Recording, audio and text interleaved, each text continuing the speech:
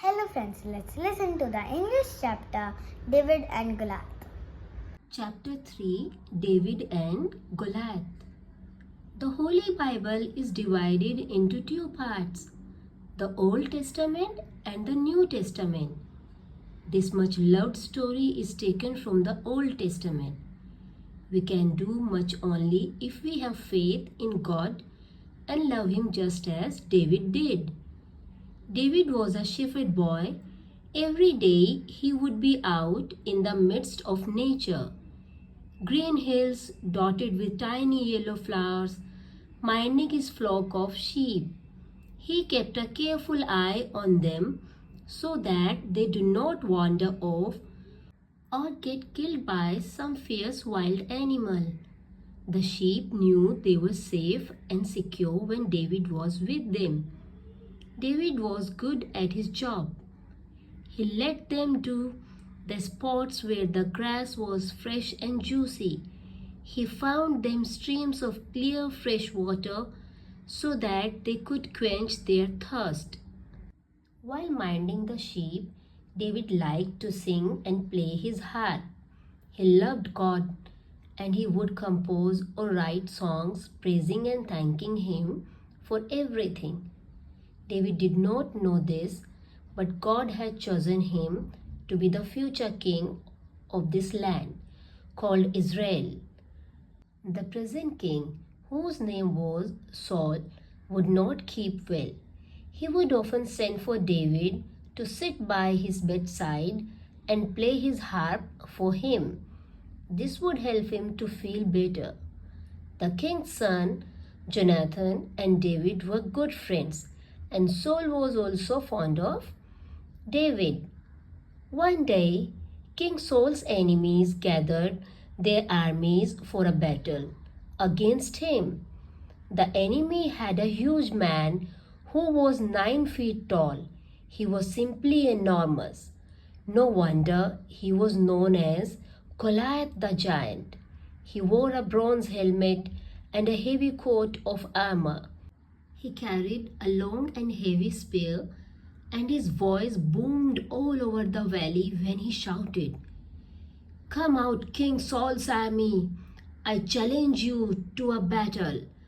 Choose a man, and if he is able to kill me, he will be your slaves.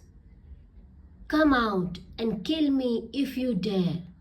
The people of Saul's kingdom were dismayed, as the giant would scream and shout throughout day and dare them to fight him. 3 of David's brothers were in Saul's army. One day, David was sent by his father to take some food for the brothers in the camp. David was just in time to hear the huge giant shouting and screaming, "Who will fight me? Cowards, you will soon become our slaves." David looked around him. Everyone was quiet. He talked with some of the soldiers. "The giant's too big for his boots. We should not let him get away trying to bully us like this," he said to them. "You are too big for your boots, little brother David," said one of his brothers crossly. "You are only 14, so stay out of this and don't boast.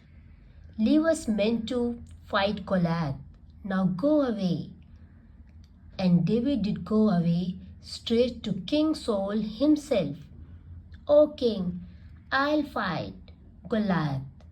I'm not scared." "My son, you are, but a youth and Goliath has long been a man of war," replied the king, a little taken aback. "I keep the sheep for my father," the young boy answered.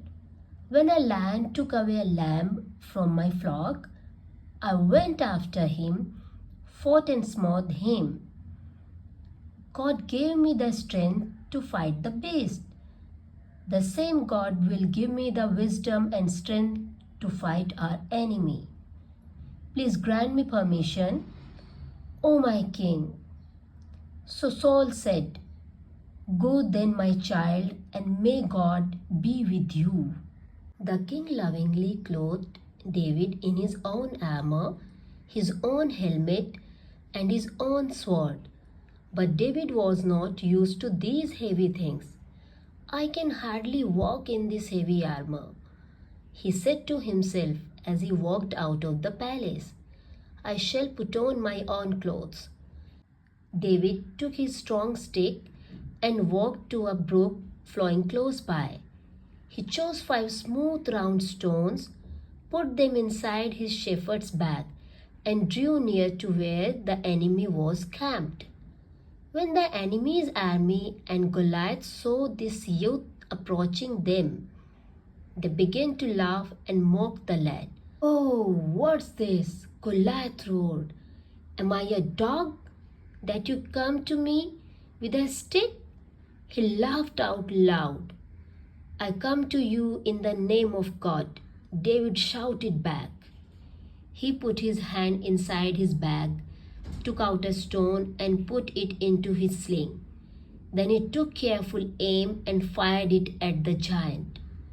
The stone flew and hit Goliath on his forehead within seconds. The huge iron man came crashing down in a shower of dust with a loud thud. David ran and stood over him. Then, taking the giant's sword out of its sheath, he cut off Goliath's head. Goliath was dead. There was a stunned silence in both the camps. Everyone was shocked. Then, when the enemy realized what had happened, they turned and took to their heels. King Saul and his army cheered loudly and chased after the enemy. The people of the land blessed David. They came out on the roads to greet and congratulate King Saul and the brave boy. There was much singing and dancing that night. David was a hero.